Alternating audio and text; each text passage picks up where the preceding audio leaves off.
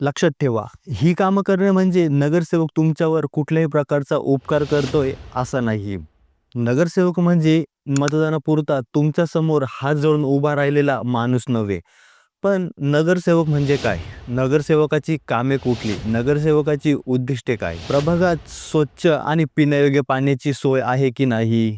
प्रभागात स्वच्छता, साफसफाई, निर्मळता आहे का नाही? रस्त्यावर स्ट्रीट लाईट्स आहेत का? नसेल तर त्या बसवणं आणि असेल तर त्यांचा मेंटेनन्स करणे. थोडक्यात काय तर निवडून आलेल्या प्रभागामध्ये मूलभूत सुविधा मिळतायत की नाही या गोष्टीवर लक्ष देणे. लक्षात ठेवा, ही कामं करणे म्हणजे नगरसेवक तुमच्यावर कुठल्याही प्रकारचा उपकार करतोय असं नाही. ही कामे करणे त्याची कर्तव्य आहे आणि तो ती कामे पूर्ण करतोय की नाही हे पाहणे तुमचे कर्तव्य आहेत. एक सुशिक्षित आणि जागरूक नागरिक म्हणून तुम्ही तुमच्या विभागातील प्रश्न नगरसेवकापर्यंत पोहोचवा.